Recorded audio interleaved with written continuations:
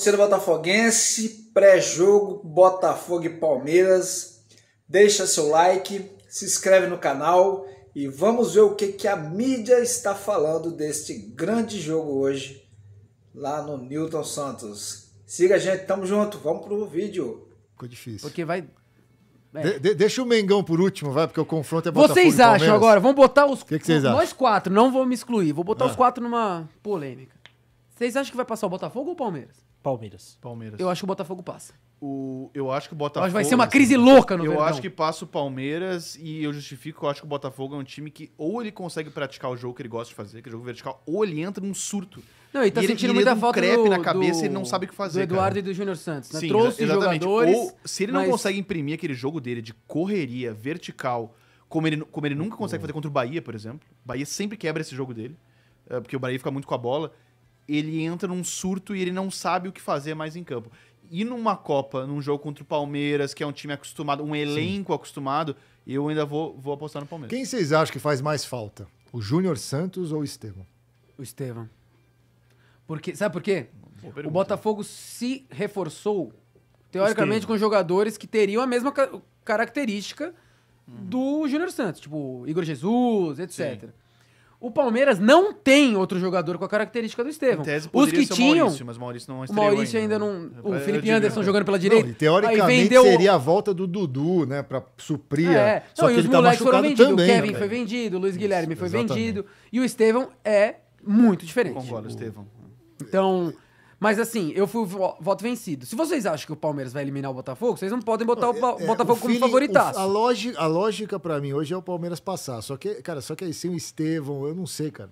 O Palmeiras não ganha 4 jogos no Brasileirão. Cara, muita bola aérea e o time do Botafogo é um time alto. Vamos ser honestos, o Botafogo acabou de ser eliminado pelo Bahia, né? O Bahia que muita gente... Não, eu tô falando aqui... Aqui, ó. Olha o que aconteceu lá. Nossa, aquilo aí, unhada. Não, tudo bem, mas... Um escárnio. Foi eliminado. Mas o Bahia é bom, eliminado. Não, beleza, mas no jogo da ida já ele não tinha conseguido vencer o Bahia. Exatamente. O jogo da ida que foi em casa. E agora, a derrota pro Juventude diz muito também. E outra coisa, o Botafogo ele precisa demonstrar que é copeiro, porque nem briga pelo Carioca, né? Na Copa do Brasil, ano passado, não chegou. Na Libertadores ano passado também não chegou. Essa Libertadores já tem o Palmeiras pela frente, que é um time muito duro de derrotar.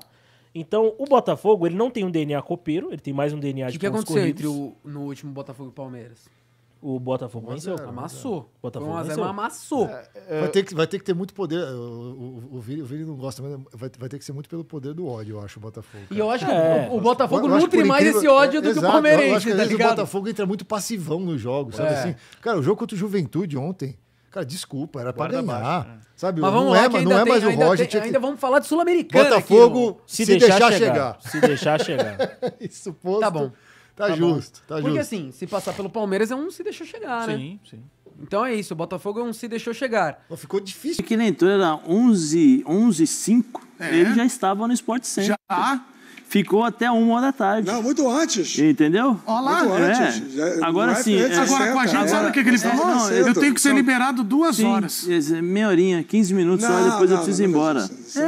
Atenção no figurino do Rafa. Eu fico até às 3 horas, pelo amor de Deus. Estou à disposição, eu amo estar com vocês, meus queridos. O Rafa fez uma revelação, nós que somos do Rio, é a primeira vez que ele pega 8 graus no Rio que ele tem que usar esse figurino. Ele mesmo, Rafa? Boa tarde, meu irmão. 8 graus não. Boa tarde, Edu. Boa tarde, Bubu. Boa tarde, Super Zé. Boa tarde, Pedro Ivo. Todos os repórteres foram chefiados pelo Pedro Ivo no UOL estão vingados nesse momento aqui no F90, em função da grafia do Bright White. Eu acertei, eles não souberam ler. Na verdade, não foram 8 graus. Isso é muito bom. Não souberam ler. Isso é muito bom. E assim, a inteligência, ela tem disso, né, Rafael? É mais do que você escreve. É como o outro consegue dar. Se o Eduardo de Menezes não tem inteligência para ler o que eu escrevo... É isso aí, eu não evoluí. É como a sua capacidade, sua competência impacta o outro. É verdade. O Lacan falou muito sobre isso. Rafa, eu vou falar pra você que o nosso apresentador é lento. Porque ele só foi entender que o Pedro Ivo errou depois da terceira conferida. Depois da terceira. Entendeu? Mas também essa lentidão dele é estratégica, meu caro Elias. Mas assim, hoje pro Rio de Janeiro foi Foi frio, sim, é um dia de frio aqui no Rio. Você vê que, olha só, a firma me deu essa bonita camisa de frio, né? Que cada lugar chama de um nome diferente. A empresa me deu isso aqui muito bonito, por sinal. Por favor. Mas, me deu tem uns 2 anos. A companhia, The Company, The Walt Disney Company, me mandou esse material maravilhoso. Só que eu não tinha usado ainda. Porque é o seguinte, aqui no Rio não faz frio para isso, gente. Não faz frio para isso. Essa é uma realidade. Só que hoje fez. Amanheceu 11 graus. Agora estamos com 20 graus, sensação térmica de 16, vai. Sendo bastante razoável. Mas tá frio para Carioca, sim. E amanhã vai estar mais frio ainda à noite para esse Botafogo e Palmeiras, jogo de ida das oitavas de final da Libertadores. E é para isso que eu estou aqui no tapetinho, para falar sobre esse jogo, meu caro Edu. Como eu conheço todo o Rio de Janeiro, eu sei que hoje em Jacarepaguá fez 8 graus. Em Jacarepaguá. Minha Jacarepaguá. Não, mas é normal, Rio de Janeiro. É isso, o território tá ali. Agora, que lugar é Jacarepaguá? Praça Seca é Jacarepaguá. Na Avenida Vice-Presidente José Alencar, ali, ó. Cidade Jardim, Reserva do Parque. Né? Cidade de Deus, Cidade Jardim. Ele decora as avenidas. Como ele não sabe nada. Eu conheço até como você não sabe nada, mais uma vez, a região ali agora é Barra Olímpica. Não, calma. Jacarepaguá. Pode continuar, Rafael. Eu pago o IPTU, vem na conta de luz lá. Vamos manter a ordem. Tem razão. Vamos manter a ordem, vamos falar de Botafogo e Palmeiras. A ignorância leva à debilidade. Cara, tô sentindo que você tá nervoso. Eu vou trazer a minha conta de gás aqui. Chega, calma, gente. Tudo por conta do Bright White. É tudo por causa do Bright White. Vocês sabem que amanhã vai ter o jogo Botafogo e Palmeiras. Sério? Se você não falar... Mas o jogo começa amanhã, Zé. Mas olha, os bastidores... A impressão que eu tenho é que desde o ano passado a bola não parou de rolar nos bastidores. Muita agitação, Leila Pereira, Textor. Tem uma imagem que hoje, logo pela manhã, Textor postou, que é numa loja do Flamengo, o manequim tá com o bonezinho do Botafogo, e ele escreveu um texto, todo mundo só pensa no Botafogo, enfim, não tem jeito. Ô Rafa, é um jogo interessante para a gente ver também comportamentos de bastidores. Imagina, você tá aí no Newton Santos, e a gente tá vendo ali o post do Textor, né? Falando ali, ó, todo mundo ama Botafogo hoje em dia. E aí o chapeuzinho do Botafogo na loja do Flamengo. Realmente personagens que estão agitando os bastidores por aí, hein, Rafa? Verdade, Edu. Essa guerra fora das 4 linhas, né? Essa disputa que ela é pilotada pelo John Textor, ela é capitaneada pelo John Textor, ela é criada pelo John Textor, mas ela encontra na Leila Pereira o contraponto, né? A interlocução, e é por isso que tem a disputa. Se ela não tivesse reagido, ficaria só por conta das palavras, das declarações do acionista majoritário do futebol do Botafogo. Esse aspecto tenta tomar uma certa dose de protagonismo em relação ao jogo de amanhã, como sempre tenta nas vésperas de partidas entre Botafogo e Palmeiras. A realidade direta para o torcedor fã de esporte que acompanha a gente aqui no F90 poder raciocinar conosco é que já há alguns anos Flamengo e Palmeiras polarizam a principal rivalidade técnica e financeira do futebol brasileiro. Não por acaso são os 2 times que mais venceram a Libertadores e o Brasileiro nesse intervalo dos últimos 5, 6 anos. O que faz o Botafogo com o John Textor desde o ano passado? Pretende entrar nessa história para ser mais um e transformar essa dualidade numa tríade. Ou seja, ter mais um terceiro time forte com capacidade de competição e de ganhar grandes conquistas, grandes campeonatos. Só que como ele tem no jogo entre o Botafogo e Palmeiras, do Brasil do ano passado, aquele 4-3 polêmico aqui do Newton Santos, o estopim para aquela série de denúncias que até hoje ele não conseguiu comprovar em relação a um suposto esquema de manipulação de resultados para favorecer o Palmeiras no futebol brasileiro, como ele tem naquele jogo o ponto de partida disso tudo, de lá para cá ele se direcionou contra o Palmeiras. E ele tem uma relação bacana com o Rodolfo Landim, com o Marcos Braz, com o Flamengo. Então, está mais ou menos estereotipado da seguinte forma: é o Palmeiras de um lado e a dupla Fly Bota do outro. Não é bem assim. O Flamengo não alimenta tanto isso extracampo. O Botafogo alimenta mais, o Textor alimenta mais. E transforma, cada vez que vamos ter esse confronto, um cenário que vai além das 4 linhas. Muito se poderia debater e se debate sobre o jogo, dinâmicas, formações, estratégias, mas acaba que essa história do Textor e aquilo que ele sempre posta, que ele provoca, e todo esse histórico, isso acaba pedindo linha de prioridade. Ô Rafa, e a gente está vendo aí uma criação dessa rivalidade cada vez maior e de agitação mais por parte do Textor. Eu vou fazer aqui, Zé, um levantamento, uma ideia, obviamente que tem a resposta da Leila, tem ali os dirigentes do Flamengo respondendo. Eu ouvi de um torcedor carioca uma tese interessantíssima sob o ponto de vista do personagem. O Textor, ele me disse, me lembra muito o que o Eurico fez a ponto no Vasco. Calma, Rafael. Rafael. Quando o Flamengo e Fluminense se rivalizavam, o Vasco sempre foi um grande time, mas o Eurico agitava nos bastidores e passaram, assim, Vasco da Gama... Agitava e vencia. Aí o que acontece é o seguinte, eu não estou entrando no mérito das brigas do Textor e tal, mas como personagem, obviamente que o Eurico, como disse, o Pedro vencia, as batalhas ia lá e tal. Mas não te dá uma ideia de que o Textor parece esses diretores da década de 90, do tipo, eu vou agitar aqui que eu acho que dá uma tirada, ou ele faz espontaneamente? Não, eu acho que assim, existe uma diferença entre, vamos dizer, agitações, né? Entre Eurico coisa é querer, né? Outra coisa é ser, né, meu amigo? Entre Eurico e Textor, né? O Eurico agitava de forma diferente. O Eurico não saía acusando da forma como o Textor acusou. Era uma pressão, uma exigência, a questão da arbitragem, era uma coisa diferente. Pelo contrário, até pelo conhecimento que ele tinha, do juridiquês, ele agitava fazendo, não agitava levantando nos bastidores. Era totalmente diferente. A gente não lembra do cartão amarelo do Edmundo? Do Edmundo, toma o vermelho que vai ser suspenso depois. Porque vai jogar. Não é que ele acha que vai jogar, ou que ele vai fazer. Tem uma diferença entre o querer e o ser, né? Era uma forma bem diferente, né? Uma coisa mais pensada, com fatos na mão, que o Pedro acabou de falar. Eu vejo o Textor, eu acho que ele se transformou muito mais um personagem... É que o Textor não tem o mesmo final do Eurico. Sim, não. Ainda nós não sabemos o final do Textor, né? Mas ele se transformou num personagem, eu acho que na minha visão, perto daquilo... Isso eu vou comentar dentro daquilo que todos nós vimos aí sobre as acusações, inteligência artificial e tal. Eu acho que nesse aspecto, no sentido de personagem que ele se tornou, eu acho que ele pode ser que eu venha errar mais tarde, e se eu errar, eu venho a público e peço desculpas. Mas até agora ele não tem credibilidade no sentido das acusações que teve.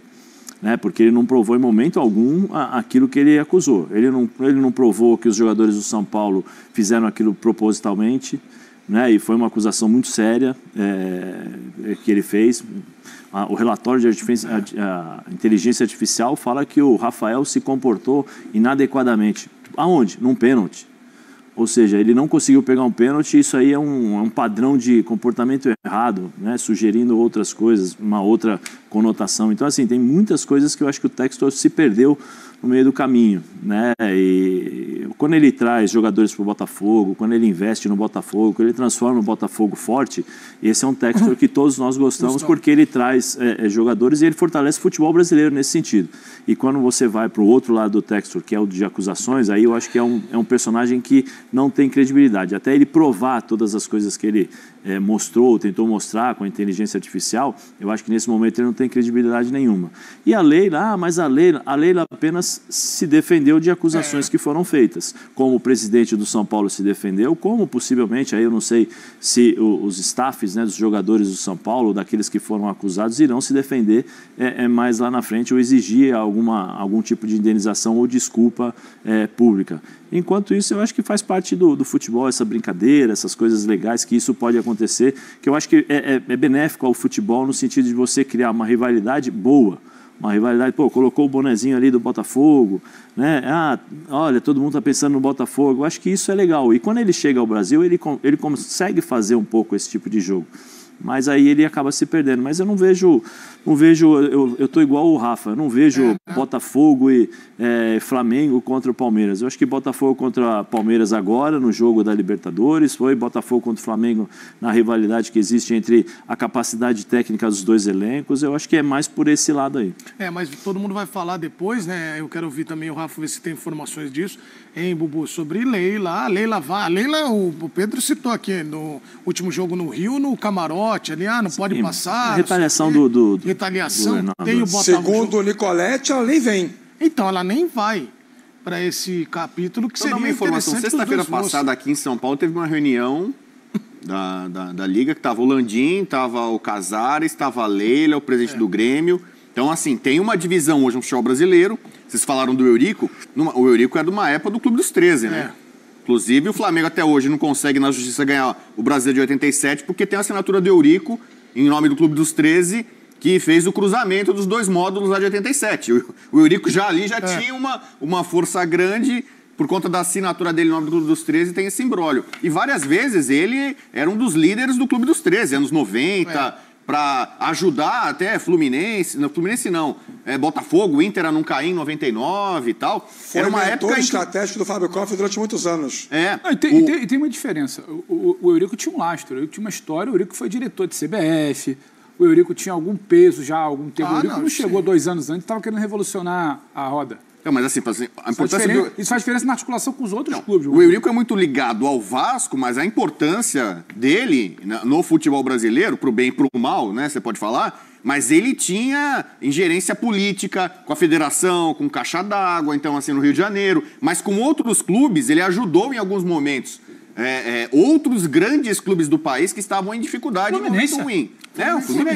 Fluminense, eu falei aqui, Botafogo, Inter de Porto Alegre em 99 e tal. Mas tudo bem, quero dizer assim, o Textor, ele é estrangeiro.